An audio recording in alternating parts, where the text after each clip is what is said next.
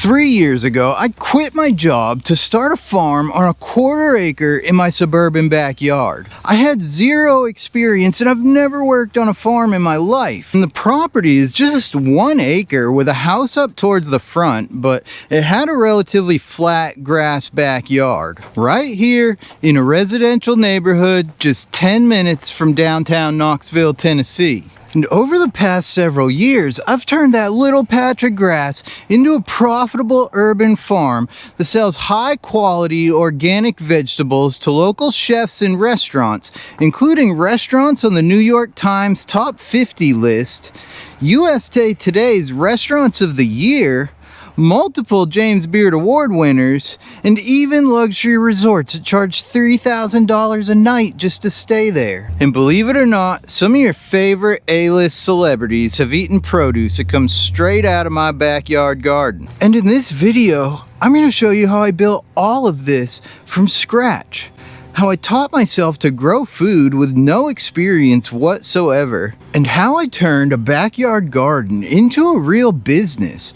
I wrote a business plan, formed an LLC, got a business license, and how I landed my very first restaurant client. I'll share how I cut costs to double my profits without increasing my revenue, and how I walked away from my job as a chef for Dolly Parton's company to bet everything on myself.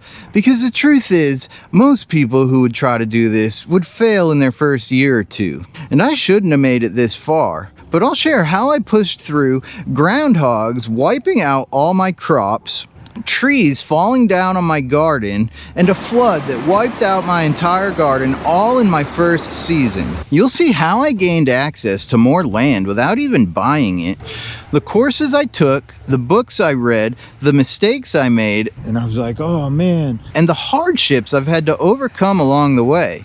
But the truth is, I'm just getting started, y'all. So if you stick with me till the end of this video, I'll share what's next for Chef's Harvest Farm and my vision to take this way beyond just a backyard farm.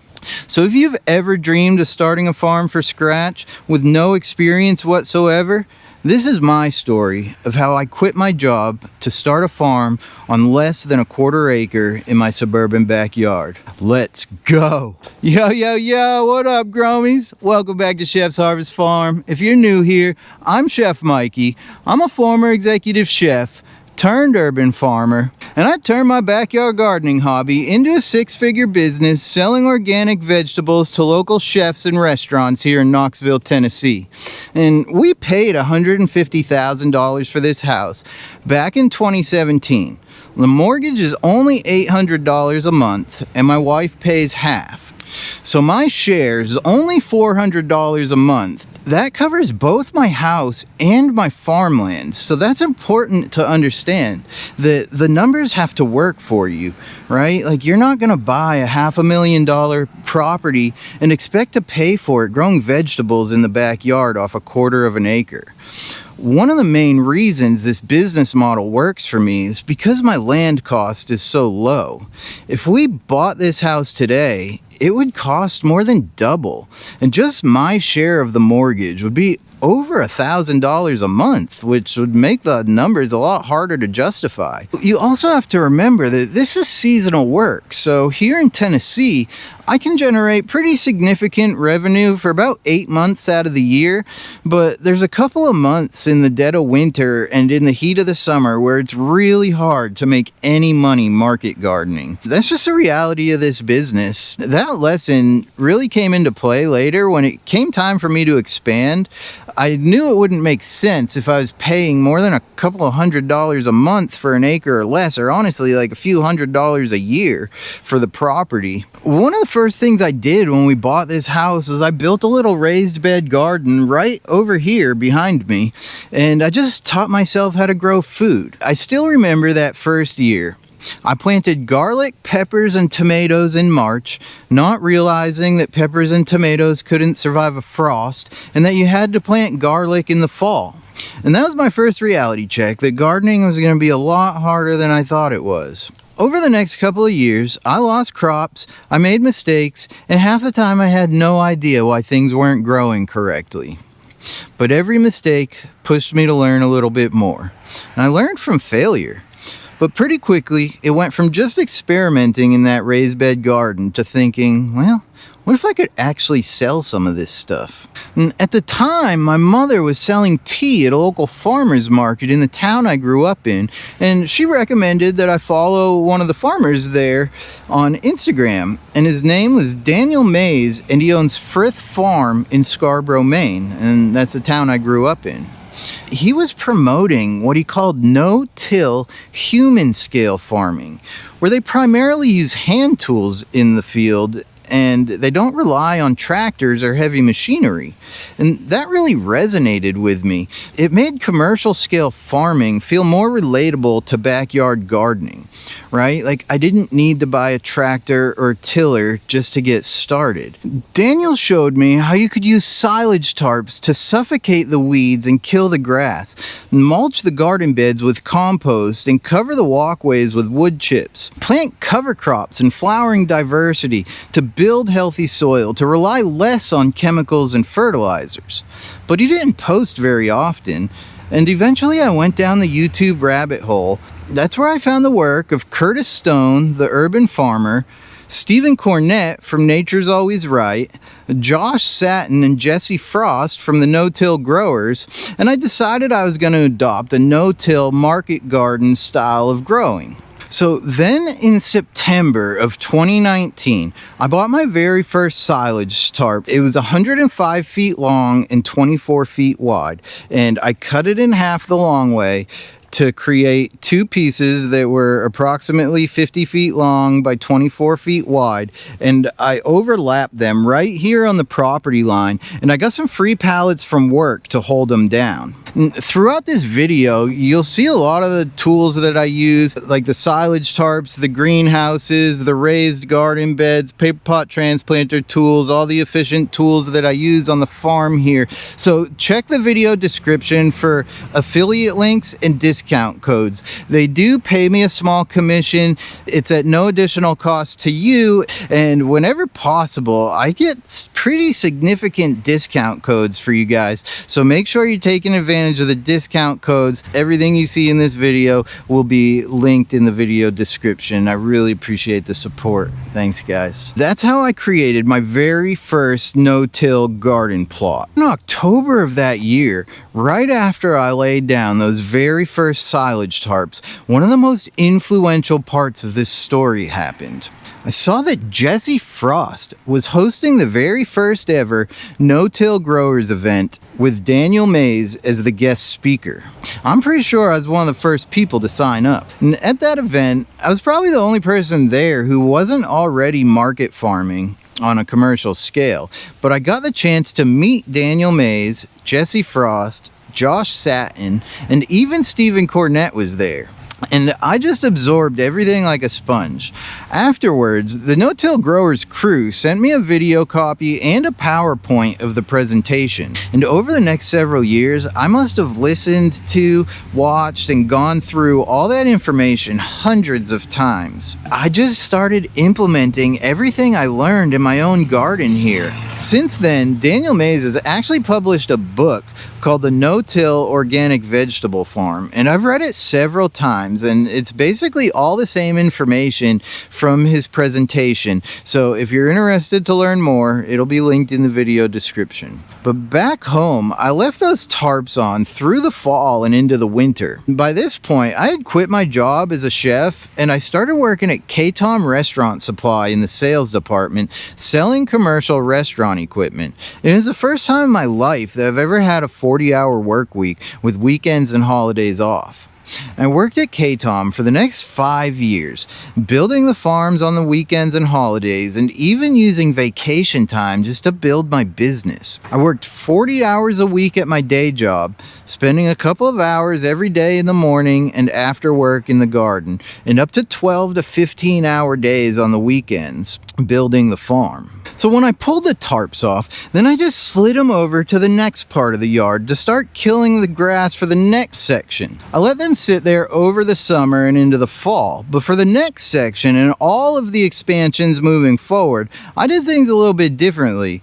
This is when I started planting a cover crop to boost soil health, and then I'd crimp the cover crop as a sheet mulch to help suppress weeds and build my no-till garden beds on top of the cover crop sheet mulch, a method that I learned from Daniel Mays. And it was around this time that I really started thinking of this as a business. Eventually, I convinced my boss to let me go down to 4 days a week at K-Tom. So then I could have 3 days a week to work on building my farm. And for the next year or so, I just worked 4 days a week at K-Tom, and we'll get into how I actually quit my job in just a moment. But before I ever quit my job, I knew I had to invest in myself. And I took a course called the Lean Micro Farm Masterclass by Ben Hartman. Ben's course is designed specifically for people like us, small-scale growers working on about an acre or less. The course is all about taking Toyota's lean manufacturing principles that they've used to dominate the auto industry for years and applying it to small-scale vegetable farming. So you can learn how to cut waste, maximize productivity and profitability so you can actually turn a profit on a small piece of land. And honestly, a lot of the systems you see me use in my videos came directly from Ben. This course gave me the confidence to believe that I could actually build a business when starting out on less than a quarter of an acre. It's hands down the best investment that I've made in my farm, and right now Ben is offering 40% off the price of the course. He does this every March and October, but he's offering my subscribers an additional $50 off the course when you sign up using the links in the video description and my code Michael when you sign up. If you're serious about making farming work on a small scale, this is the course that can help you do it. And I'm a lifetime member, so that means I get direct access to Ben anytime I need it. And if I hadn't taken this step before starting my farm, I honestly don't know if I'd be where I am today. So I set up some grow lights and wire racks in my basement so I could start seedlings, and it's the same system I still use today. I knew I'd be doing a lot of the work myself at first, so early on I invested in efficient tools so that I could do more work with less effort. I bought an earthway seeder for direct seeding crops like carrots, beets, and arugula. And these days I use the Jang seeder for most crops, but the earthway served me well those first couple of years. So early on, I knew the money was in things like salad greens, Salanova lettuce, and arugula.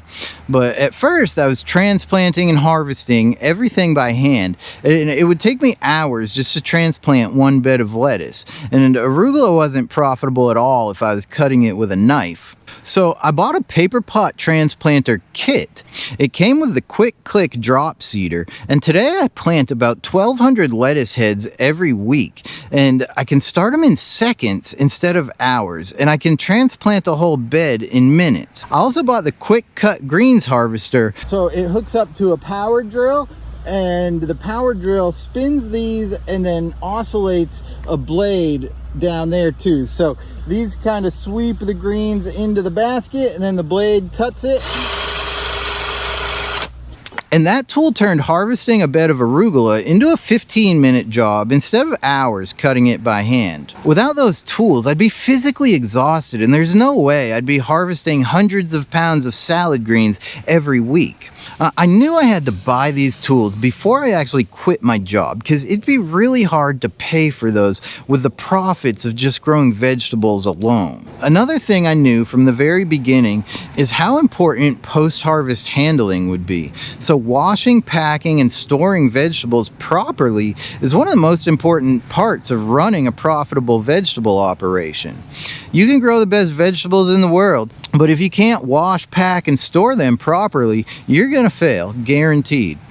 Working at a restaurant equipment supplier gave me a huge advantage. K-Tom has one of the biggest scratch and dent warehouses in the country. Equipment gets sent back because it gets a little dent or a ding in it, and people refuse the deliveries, and then they sell it at a discount. So I was able to get this 4-compartment sink. It's like a $2,500 4-compartment sink for about $300, and it's got it's just got like a bent leg down there. You really can't tell at all. It doesn't affect it at all for us.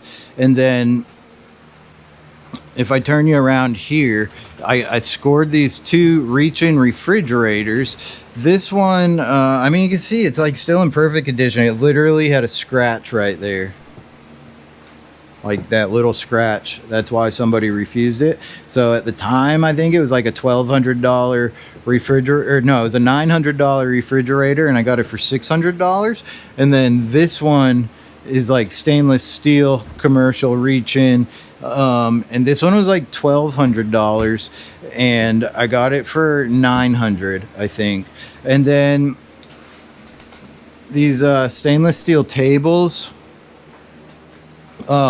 they have like a pretty strict return policy, and I think the deal with this one was like somebody returned it and it already had the shelf installed, so like they, I don't know, couldn't sell it or something, so they gave it to me for like $100.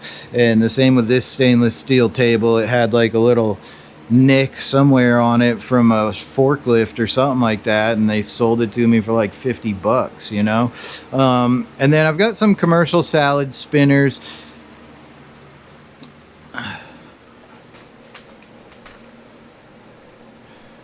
This is a commercial salad spinner that I'm using these days, but I didn't actually buy it from K-Tom. It's like these things, dude, they're like $5,000 for that thing. But I bought it off Facebook Marketplace for $300. Just like restaurants used to cut their own salad greens a lot and wash them in these salad spinners, but you know, over the past couple of decades, since labor has gotten so much more expensive and people just don't want to work in the restaurant business as much, and it's hard for them to find good labor, so restaurants just get rid of, or they just don't wash salad greens anymore. They buy them already pre-washed, which is what we do here, you know. And then this is just my greens bubbler. I've got a whole nother video about the wash pack station on the channel that you're welcome to go check that one out. Fucking bee. So it was also around that time that I realized I was going to need some covered space if I wanted to turn this into an actual business. I wanted high tunnels for season extension in the winter, a place so I could trellis tomatoes from the structure and keep the rain off them in the summer, and some protected space so that I could raise my seedlings. My first greenhouse was actually a swing set that I found in the trees back there when we moved into the house. And I just bought some greenhouse plastic, put it over the top, and I just held it down with some rocks. This gave me a place so that I could harden off some seedlings when I was growing them under the grow lights in the grow rack. And that got me by for a little bit. That's when I bought my very first caterpillar tunnel, and I've added one every year. Now I've got 5 on this property. So this was the first one that I added, and then the second one was actually the nursery, which is right here, and I did grow like in the ground in there at one time, but now it's just completely wood chips, and I only use it for raising seedlings and storage basically. Then the third one that I added was this one right here. Then I added this one here as the 4th one, and then we just added a 5th one down on the other end of the garden, and now I'm done. I'm not going to add any more high tunnels on this property. There's an affiliate link in the video description, so if you're in the market, it's a great way to support the channel, as I do get a little bit of a commission off the sales, so I really appreciate it. So then I just started making posts on Facebook and Instagram for extra produce that I had for sale, and most of my first customers were my co-workers at K-Tom. They would leave me comments or send me messages of their orders, and I would go to work with big old coolers and just sling veggies from underneath my desk at work. And I mean, sometimes it would be like $500 a week, and I was also very fortunate that I had a boss that was just kind of willing to look the other way. But those first social media posts actually turned out to be really important, because later on, that's what helped me connect with my very first restaurant clients, some of which I still sell produce to today, nearly 5 years later. And that's when I decided it was time to turn this into an actual business. I sat down and I wrote my first farm business plan. I knew from Curtis Stone that salad greens and root vegetables were the most profitable crops that I could grow on such a small scale. So I built my business plan around them. I made spreadsheets with projected sales and listed out exactly how I'd sell them through coworkers at K-Tom, the CrossFit gym down the road that I was working out at, and local restaurants. And then eventually by applying to the Market Square Farmers Market here in downtown Knoxville, Tennessee. Big fan of Chef Mikey. Yeah, thanks, buddy. I included estimated prices in my business plan, sales volume, and estimated revenue. Next, I went down to the county clerk and I just got a business license. And then I formed an LLC, and to do that, I used a company called zenbusiness.com. They file all the paperwork for you and keep you compliant, and I still use them today. It's about $350 a year, and the main reason I did it was liability, and I guess like to look professional, right? And so if something ever happened and the business got sued, then they can't technically come and like take my house. Now, an LLC isn't required by any means. You could just be a sole proprietor, and in that case, you basically just get a business license and you're ready to go.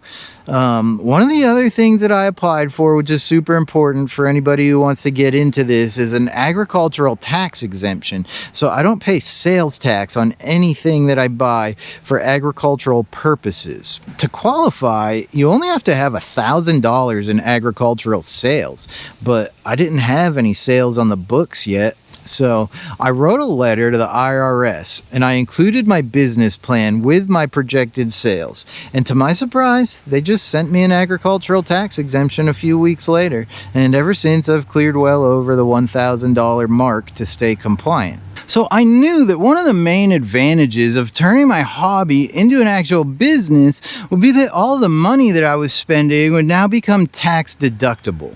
And at first I used QuickBooks to track all my expenses and revenue. But after that first tax season, I learned that farmers have to file what's called a Schedule F, and QuickBooks doesn't let you categorize any of your expenses or revenue for the Schedule F form. And that made it a real headache to know if I was actually making any money or not. And that's when I found FarmRaise. It's basically like QuickBooks, only it's built specifically for farmers, and it automatically categorizes all your expenses for Schedule F.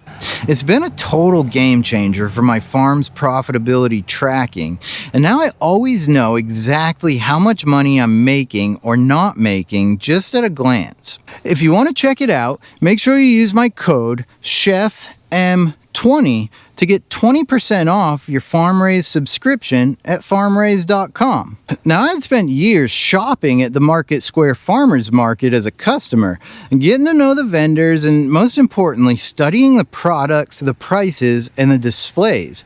I was always paying close attention to my future competition. I'd ask myself, are there multiple people selling the crops that I want to sell? Do they sell out? And at what price? Whose displays looks the best? And who's drawing the longest lines at their booth? And why? I studied people's displays, and I'd talk to them. I told them I wanted to start a farm. I asked if I could visit their farms, and over time, I started to see a gap in the ready-to-eat salad greens, things like lettuce, arugula, and spinach, which was perfect because those are the crops that I wanted to grow. Then a local chef named Kendall noticed my Instagram page, and he owned a restaurant called Simple on Severe. And I had just harvested about 100 pounds of carrots, and I posted a picture of them on my Instagram page. After he followed me, he sent me a message right away, and he said, "Hey man, I'll take all of those carrots off you." I was like, sweet. I didn't even know what to charge him, so I just showed up at his restaurant the next day and I asked him, like, yo man, like, what are you willing to pay for this? I think at the time it was like $3 or $4 a pound, and I was pretty happy with that. And over the next year or so, I'd bring Kendall as much produce as he could take on my way to K-Tom early in the mornings. And I was always pretty happy with whatever he would pay. Working with Kendall early on and just having that person to ask like what he's willing to pay really helped me to understand what I could charge other restaurants. Kendall shared a post on Instagram and he tagged me in it. And another local chef named Brian, the owner of Adobo Pizza here in Knoxville, saw it. And Adobo is a brick oven sourdough pizza restaurant that's won numerous awards, including USA Today's Restaurant of the Year. And Brian sent me a message on Instagram and he asked if he could buy lettuce, arugula, and kale. But it was like the middle of winter, and I told him I'd grow it for him and I'd reach back out in the spring. So several months went by and I never heard from him again, but I planted lettuce, arugula, and kale, just hoping he'd follow through. And when the crops were ready, I sent him a message, and honestly, I didn't know if he'd actually buy it or not. To my surprise, he bought it all right away. I think his first order was probably like $300, and to this day, Adobo Pizza still buys anywhere from 20 to 40 pounds of salad greens, 40 to 50 pounds of arugula, and 30 to 50 pounds of kale every single week, plus whatever else I've got on hand sometimes also. By the spring of 2022, I was ready to apply to the Market Square Farmers Market here in Knoxville, Tennessee, the same market that I'd been a customer at for years. And listen, this market ain't no joke. There's 160 vendors with 6,000 people worth of foot traffic every Saturday. It's the biggest farmers market in Tennessee and one of the biggest farmers markets in the country. And honestly, I didn't even know if I'd get in. But I put in my application, I got accepted. So this was like in February of 2022, and my first market would be May 3rd of that year. At the time, I convinced my bosses to let me go down to a 2-day work week so I could focus on planting all the spring crops and be ready for market season. I was still slinging veggies from under my desk and doing about $500 a week in sales to restaurants, but they agreed to keep me on as a company consultant using my expertise as a chef and my sales experience. The plan was simple. Work at K-Tom on Mondays and Tuesdays, and then I'd work in the garden on Wednesdays, Thursdays, and Fridays, go to the farmer's market on Saturday, and then theoretically take Sundays off, but we all know that I don't actually take days off. The week of my very first farmer's market, I was sitting at my desk when one of the chefs from Adobo texted me a $500 order, and I just messaged my boss on the in-office messenger and I said, "Yo, I gotta go. Adobo just placed a $500 order." And she didn't really care, I only worked there 2 days a week as a consultant. They were more doing me a favor than anything, So that Saturday, I went to my very first farmer's market, and I really didn't know what to expect. I mean, nobody there knew me. They weren't coming just to see me specifically. And I figured if I did $200 or $300 in sales at my first farmer's market, I'd consider that a successful day. But to be honest, I was nervous nobody'd buy anything, because after all, I'm just a big tatted up Harley riding chef with a rap sheet longer than I-95. I mean, what are the chances these hipsters are actually going to buy produce from me? But as soon as the market opened, my booth flooded with customers. The market starts at 9 a.m. and by 11 a.m. I was completely sold out and I made over $700 in sales at my first farmer's market. So, beginner's luck? I don't know. So I had a decision to make. I also had restaurant orders coming in and I was supposed to go to work on Monday. So was I going to go to work or not? So I called work and I left a message for my boss and I said I wasn't going to come into work this week, but I'd be in the following week. So I went back to the farmer's market that second week with similar expectations. I figured if I did $200 or $300 in sales, I'd be happy again. And I kind of thought like the week previous was just kind of a fluke, So I went to the farmer's market that Saturday and I did $900 in sales that week. I never went back to work again after that. I haven't had a paycheck since and I haven't had any off-farm income. But then, as soon as I quit my job, things went downhill fast.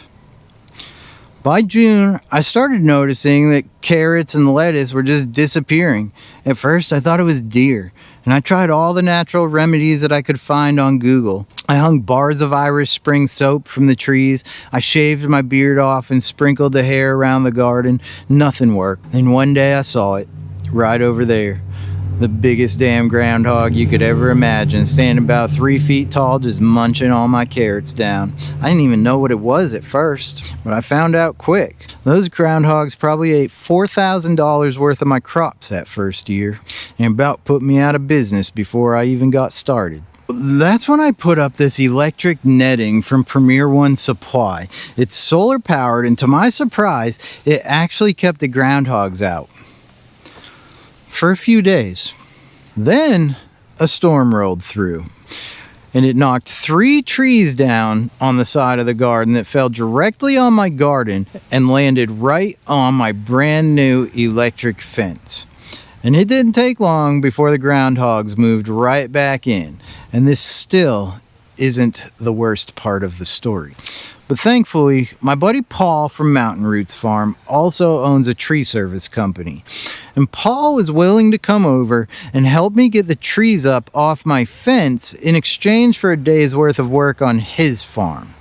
So a huge thanks to Paul. He's been a great friend and mentor to me over the years, and the world would truly be a better place if there was more people like Paul. Then, on September 24th of my first year as a full-time market gardener, I'll never forget that day. Something insane happened that pretty much wiped out all my fall crops. It was a Friday night. I still remember because I went to the farmer's market the next day. At around 2 a.m., somebody came pounding on my front door and woke me up. I went to the door, and there was somebody out on the other side yelling at me and telling me like I needed to come outside. But it's 2 o'clock in the morning. I was like, dude, I'm not coming outside. You need to get the heck out of here. And eventually he said, all right, man, well, when I leave, you're definitely going to want to come out here and see what's going on. So after a few minutes, I opened the door. The main water line in front of my house had burst. My whole property was flooded. The basement, the crawl space were all underwater. The electric fence was completely fried, and half my garden was washed away.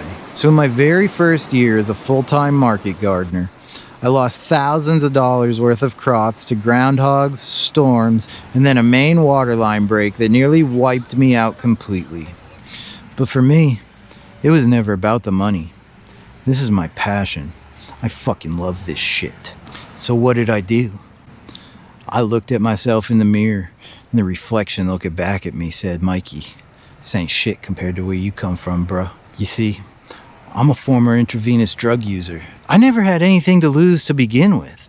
So you could take it all from me, the house, the cars, the motorcycles, everything I own, and I'd still be better off than where I came from. You see, I started at rock bottom, and I'd just be right back where I started. Back in 2012, I got out of jail for the last time, which eventually led me to live in a halfway house in Vermont for 3 years. I didn't know a single person, and I'd never been to Vermont in my life. I showed up with nothing more than a backpack full of clothes, and it was completely up to me to figure out how to rebuild my life. All I'd ever done for money was sell drugs or cook food in restaurants, and since selling drugs wasn't really an option anymore, I ended up getting a job as a fry cook at a place called the Essex Culinary Resort and Spa. It was a place built around food. They had a German certified master chef, Arndt Sievers, and one of Vermont's top chefs, Sean Calley, running the show. The whole focus was on using locally sourced ingredients. The resort even had a half-acre market garden right behind it, maintained by 5 full-time gardeners. And the produce went straight into the restaurant kitchens. And over the next 3 years, I worked my way up from being a fry cook to the head banquet chef and eventually to the chef Tarrant, the chef who could do anything, anywhere on the property. And one night, after running food for several weddings that day, I went up to the Chef's Table restaurant, an 8-course tasting menu where people pay big money just to sit right in front of the bar and watch you cook. And that night, the corporate executive chef for the company sat down at my station. So after his meal, he told me it was the best meal he'd ever had in his life. Told him I was happy for him. Then he looked at me and he said, "Aren't you the guy who just ran the food for all those weddings today?" I said, "Yes, sir, I'm Chef Mikey." He said, "Now you're up here cooking hot fine dining?" I said, "Yes, sir, that's how I roll." Then he asked me one question that would change my life forever. He said, "Are you willing to relocate for work?" I said, "Yes, sir." He said, "You know who Dolly Parton is?" I said, "No, sir." He said, "You want to move to Tennessee and work for Dolly Parton?" I said, "When we leaving?" 3 months later, I packed up everything I owned in the back of my car, shipped my Harley, and I drove to Tennessee. But here's the thing. In Vermont, the food was about local farms, fresh ingredients, and the connection to the land. In Tennessee, all of that was gone. Nobody cared about local farms or quality. It was all about cutting costs, using the cheapest ingredients possible, and making money at all costs. I remember cutting a pepper, and the pepper had a sticker on it that said "Product of Chile." And I just didn't understand. Why is this pepper from Chile? Why can't we grow our own peppers here in Tennessee? And that one thought is what lit the fire that you now know as Chef's Harvest Farm. So after the storms, I rebuilt the farm, I built more greenhouses, I hustled hard, and I turned this into a 6-figure vegetable operation, and I'm just getting started, baby.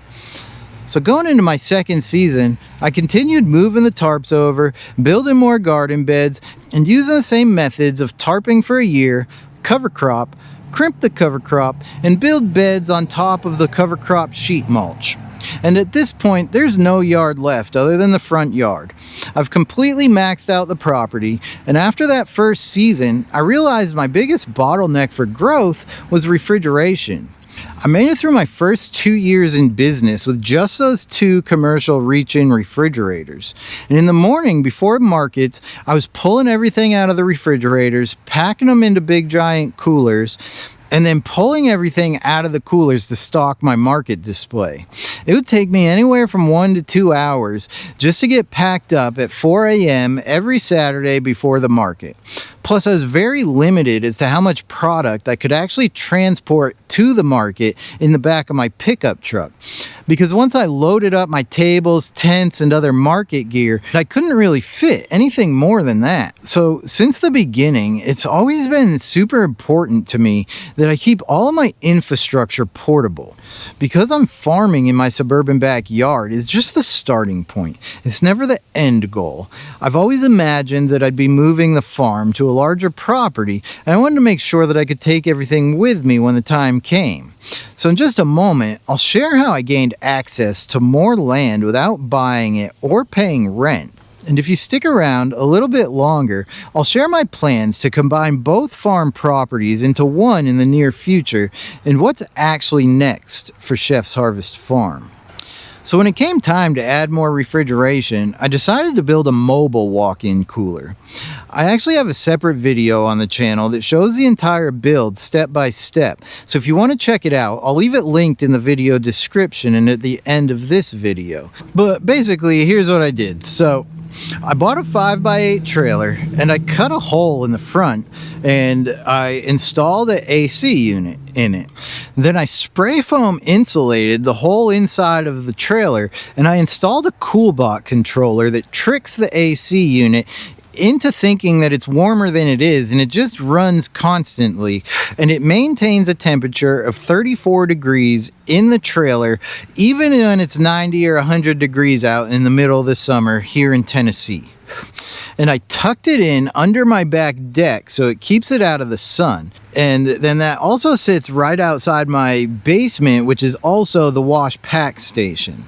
So it kind of doubles as like a little loading dock area, right? So everything, I can back my truck right down to where the back of the deck is, where the trailer is, and then I would just load everything into the CoolBot trailer during the week, and then all I got to do to go to the farmer's market every Saturday is back my truck down, hook up the trailer, and I roll out. And it takes me about 15 minutes to get packed up for the farmer's market. And that gave me about 200 cubic feet of cold storage, and so now there's basically no limit to how much stuff I can actually transport to the farmer's market. And now when I do eventually move to the new property, I don't have to mess with tearing out a permanent walk-in cooler or moving giant commercial refrigerators. I just hook up my trailer and I'll take it with me. Because I built a mobile walk-in cooler, the very next market season, I was able to go from being a single booth vendor to running a double booth at the biggest farmers market in Tennessee. And since my main products are salad greens, having that trailer made all the difference. The greens always stay cold and they don't wilt in the heat, and the products on my booth always look fresh.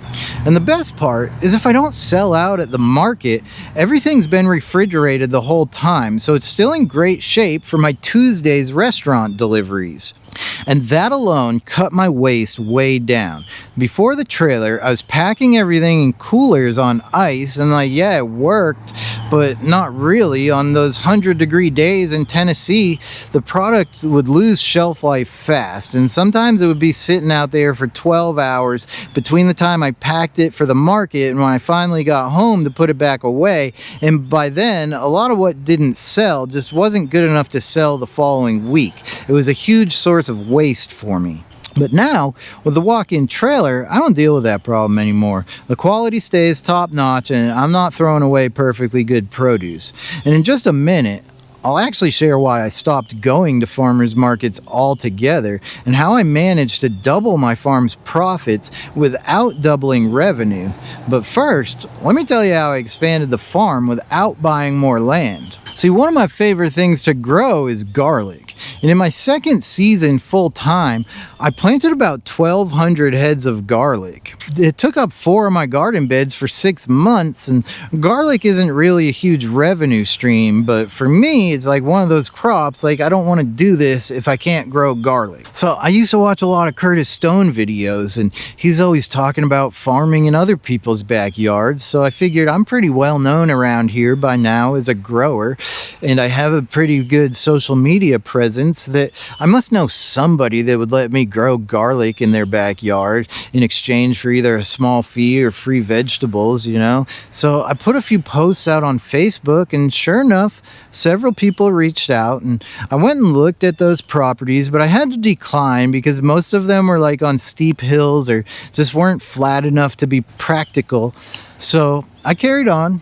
And then in November of 2023, I was at the farmer's market, and I overheard another one of the growers saying that she was moving to Chattanooga and she was leaving the farm behind. And I knew she didn't own the property that she was farming on, so I asked her, like, what's going to happen to the garden that you're growing in right now? And she said, I don't know, but I'm pretty sure the property owner wants somebody else to start growing there. She let me come and check out her garden in the area, and is part of an 80-acre homestead. And the market garden space was about 1/4 of an acre. It was pretty rough and not really well maintained, but it was flat and it was perfect. So she gave me the landowner's phone number, and I texted him. I told him who I was, and I asked, what would it take for me to use your land to grow on? And he said, if you pay the water bill and give me free vegetables every week, you can do whatever you want in the garden. I was like, sweet, dude, I'll start tomorrow. If you want to come see me and say hi, I'll be down there. And that was exactly 2 years ago. And since then, I've developed that property into about 1/2 of an acre market garden space. And I mainly use it for storage crops because I need to be able to transport those crops back to my home-based property without refrigeration because there's no infrastructure over there. Now, earlier I mentioned how I doubled my farm's profits without doubling my revenue, and honestly, it just kind of happened organically. A lot of growers get stuck on the direct-to-consumer sales model because they know they can get a little bit extra at the farmer's market, but very few really take into account how much money it actually costs to go to a farmer's market. You're talking a 12 to 15 hour workday on a Saturday after you've already worked all week just to get ready. And as a double booth vendor, I have to pay 2 people to run the stand. That's about $300 in labor right there. And then you've got the time that it takes to pack dozens of little orders, credit card fees, bags, tents, tables, all the other market gear. It all adds up. But now I have a delivery driver, and she can deliver well over our average day's market sales in about 3 to 4 hours with no other costs besides the price of gas. Eventually, it got to the point where I couldn't keep up with the demand, and honestly, I still can't. If I could grow more, I could sell it, but I'm pretty much maxed out on production at this point. But in just a moment, I'll share what's next for Chef's Harvest Farm and how I plan to grow this business further. But first, here's the big shift. Once I moved to a strictly restaurant sales model, everything got more profitable. Sure, I charge about 20% less than market prices, but now, instead of packing dozens of half-pound or 1-pound bags, we pack all our salad greens in 2-pound bags. That cut our packaging labor by 75%. And right now, we move about 300 pounds of salad greens every single week. We also eliminated bunching all of our root vegetables. Instead, we just cut the tops off, wash them in a root washer, and then store them in crates. And that means we can harvest, wash, and pack thousands of pounds worth of root vegetables in just a few hours. Again, about a 75% reduction in labor. And here's the kicker. With this system, there's no waste. Roots go into storage without the tops and last up to 90 days. Salad greens stay in the ground until somebody orders it. We're never harvesting blind, hoping that the product sells at a farmer's market. And by switching to reusable totes, I completely eliminated almost all my packaging costs. At one point, I was spending around $500 a month just on packaging supplies. And now that money goes straight into my pocket. And I've also learned that the chefs actually prefer the reusable totes. They don't want a bunch of boxes and bags that just turn into trash and recycling. So here we are, just wrapping up our 5th year in business, I think, and the 3rd year since I've actually quit my job. So what's next for Chef's Harvest Farm? Well, in the immediate future, over the winter, the plans are to take this wood chipped area behind me here and build a wood-fired cooking suite. So I want to build a grill out of bricks, kind of like 48 to 60 inches wide, and a brick smoker oven. Once I can build those 2 projects and kind of develop a skill set of laying brick, then I will want to build a wood-fired pizza oven behind it. So we'll have the grill, the smoker, and the pizza oven, and then I'll be able to invite my chef friends over to cook private dinners for people here in the garden. We could set up a table here and set up a table here, and then make YouTube videos about cooking with the fresh produce and ingredients that we get from other local farms around here. So I'm super excited about that. As soon as we get all these crops harvested out of here, we might plant a little bit more lettuce, arugula, and radicchio for one final Hail Mary of the season. And once all that stuff's done, then we're gonna have nothing better to do than work on building the outdoor kitchen over here. Then longer term goals, I've started writing the business plan for the next phases of Chef's Harvest Farm. And my goal is to combine both farm properties into one property that's roughly around 10 acres, where I can build an on-site restaurant and event barn to funnel all the produce that we grow right into the restaurant that I own. So I've started working on that business plan. It's kind of I guess a 5-year plan, hopefully, but I would love if I can make it happen sooner than that. But I guess it all starts with a good idea, a good plan, and when I put my mind to something, I think I can accomplish them. And it's one of those decisions I've made, hey, I'm just gonna go for it. So I hope you'll come with me for the journey and stick around to see where this actually leads me. And I really appreciate you for making it to the end of this video. I know it's a long one. And if you're interested in learning more about Ben Hartman's course, the Lean Micro Farm Masterclass, you can check out this video I made a testimonial for. And if you'd like to see how I actually built the refrigerated trailer, you can check out this video. I really appreciate you guys being here, listening to my story, and I hope it helped you in some way, shape, or form. And I'll see y'all in the next one. Thanks, guys. Peace.